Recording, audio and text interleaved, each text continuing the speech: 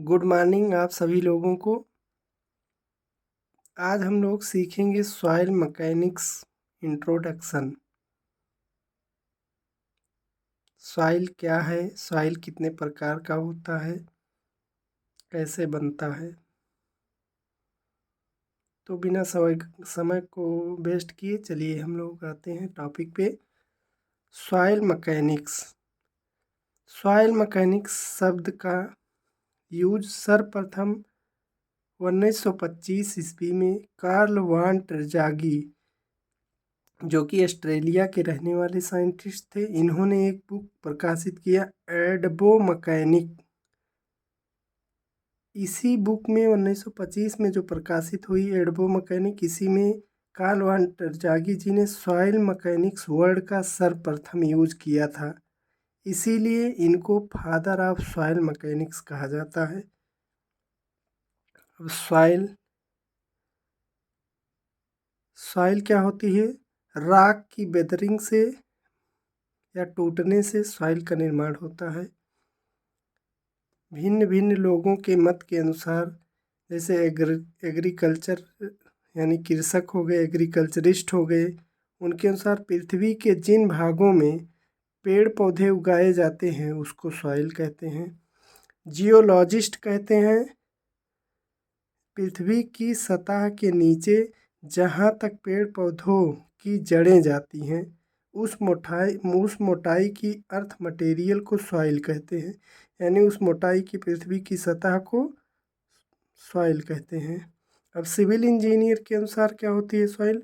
राख के टूटने से बने loose uncemented unconsolidated earth material को सॉइल कहते हैं। मैकेनिक्स क्या है? Analysis of force and their effect is called mechanics. यानी किसी बॉडी पे लगने वाले फोर्स, उस बॉडी पर उस फोर्स का इफेक्ट क्या पड़ रहा है, इसके अध्ययन को मैकेनिक्स कहा जाता है। अब देखिए सॉइल मैकेनिक्स क्या है। जाहिर सी बात है इसमें सॉइल आ गया और प्लस मैकेनिक्स। तो सॉइल पर फोर्स के कारण सॉइल प्लस मैकेनिक्स अर्थात सॉइल पर मैकेनिक्स। सॉइल पर कोई फोर्स लगे और उस फोर्स के कारण सॉइल पर क्या प्रभाव पड़े। सॉइल पर अलग अलग रेट ऑफ लोडिंग के कारण सॉइल का बिहेवियर और उसकी इंजीनियरिंग प्रॉपर्टी का अध्ययन ही सॉइल मैकेनिक्स कहलाता है। तो इतना क्लियर हुआ। अब चलते हैं आगे की तरफ।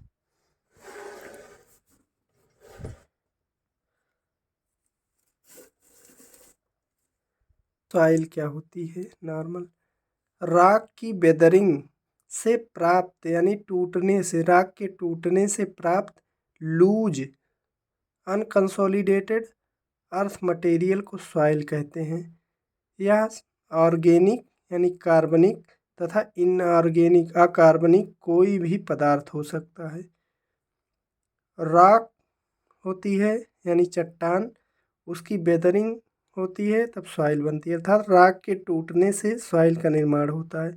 और इस पूरी प्रक्रिया को पेडोजेनेसिस कहते हैं। पेडोजेनेसिस राख के टूटकर मृदा के निर्माण की पूरी प्रक्रिया को पेडोजेनेसिस नाम से जाना जाता है।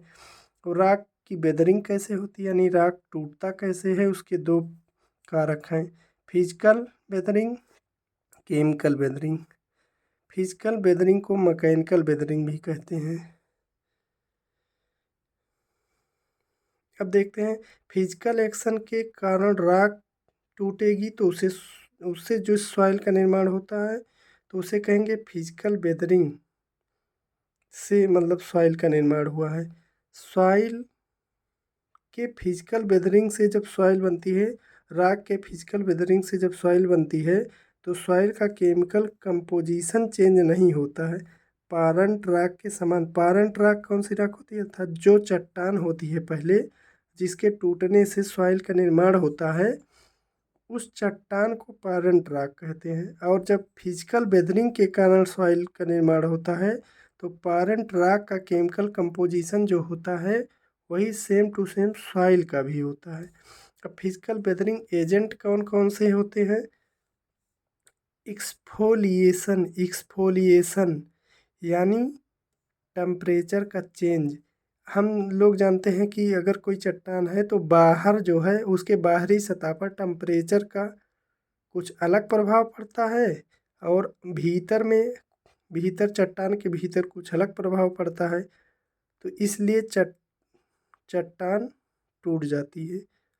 अर्थात मान लीजिए सूर्य के, मतलब चट्टान के ऊपर सूर्य का प्रकाश पड़ रहा है तो ऊपर की सतह तो फैलेगी, लेकिन भीतर पर उसका सूर्य का प्रकाश नहीं पहुंचेगा तो ठंडी रहेगी, यानी वो नहीं फैलेगी। तो जब आपस में एक दूसरे परत ऊपर की चट्टान फैलने की कोशिश करेगी और अंदर नहीं फैलेगी, तो चट्टान एक दूसरे में रिलेटिव मूवमेंट होगा जिससे चट्टान टूट जाएगी। इसी प्रक्रिया को क्या कहते हैं? Exfoliation.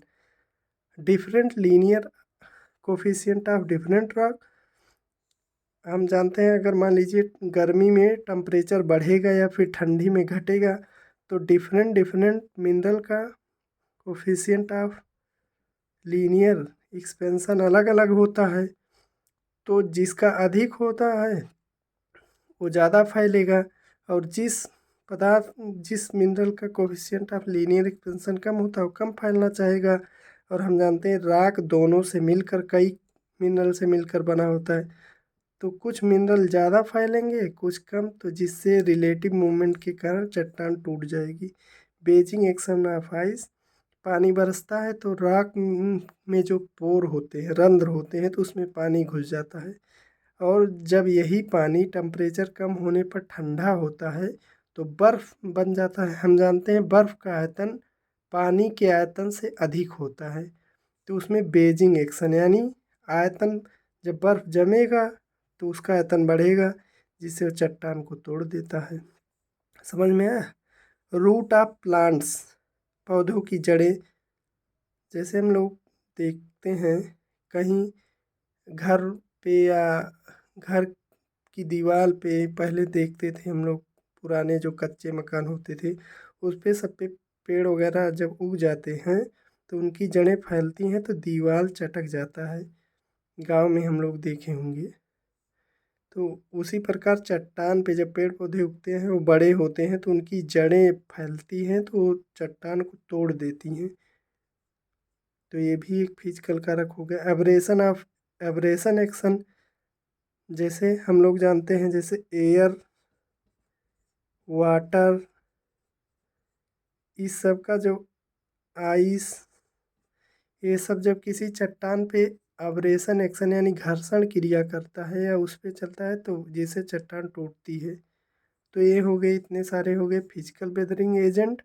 Exfoliation, different linear coefficient of different rock mineral, wedging action of ice, root of plants, abrasion action.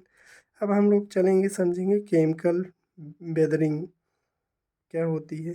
Chemical reaction, हम जानते हैं कि कोई भी राख होता है वो भिन्न भिन्न मिनरल से बना होता है। तो एटमॉस्फेयर में भिन्न भिन्न प्रकार की गैसें, तत्व पाए जाते हैं। वाटर पाया जाता है, कार्बन डाइऑक्साइड, ऑक्सीजन, ये सब पाए जाते हैं। तो राख जिस मिनरल से बना है उनके मिनरल से जब ये सब क्रिया करते हैं, केमिकल रिएक्शन करते हैं, तो राख टूट जाती है जिससे सॉइल बनती है राख के टूटने से। तो ये हुआ केमिकल वेदरिंग। सॉइल के केमिकल कंपोजिशन का चेंज हो जाता है इसमें। सॉइल का केमिकल कंपोजिशन पारेंट रॉक से अलग होता है, अर्थात जिसे पहले कोई चट्टान है उसका जो केमिकल कंपोजिशन होगा, तो केमिकल रिएक्शन के बाद जब सॉइल बनेगी चट्टान से तो उसका केमिकल कंपोजिशन अलग हो जाएगा।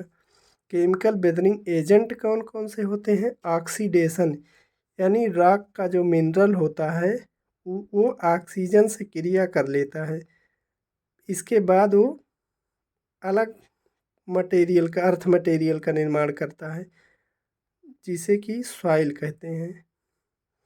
रिडक्शन क्या होता है? जिस प्रकार हम लोग ऑक्सीडेशन में जानते हैं कि किसी भी पदार्थ या मिनरल के साथ क्रिया करता है, ऑक्सीजन जुड़ता है इसमें तो ऑक्सीडेशन होता है। यही चीज़ जब रिडक्शन में क्या होता है, जब हाइड्रोजन जुड़ता है तो इसी को रिडक्शन कहते हैं। अब देखिए हाइड्रेशन, हाइड्रेशन यानी जल से क्रिया। राख का जो मिनरल होता है वो जल से क्रिया कर लेता है, इसके बाद वो अलग पदार्थ बना लेता है जिससे राख टूट जाता है। कार्बोनेसेशन कार्बोनेशन कार्बन डाइऑक्साइड और जल हम जानते हैं एटमॉस्फेयर में विद्यमान होता है नमी के रूप में जल और कार्बन डाइऑक्साइड एटमॉस्फेयर में। जब ये दोनों मिलते हैं तो आपस में क्रिया करके कार्बोनिक एसिड बनाते हैं और ये कार्बोनिक एसिड रॉक मिनरल के साथ क्रिया करके सॉइल का निर्माण करता है, टूट जाता है जिससे सॉइल बनती है। हाइड्रोलिसिस ये भी एक प्रकार की केमिकल वेदरिंग एजेंट है, केमिकल वेदरिंग का प्रकार है। लीचिंग एक्शन में क्या होता है, देखिए हाइड्रेशन और लीचिंग एक्शन दोनों में जल के साथ क्रिया हो रही है, लेकिन दोनों में क्या डिफरेंस है। हाइड्रेशन में रॉक मिनरल जल के साथ क्रिया करके डिफरेंट यौगिक बना लेता है, डिफरेंट मिनरल बना लेता है, डिफरेंट यौगिक बनाता है।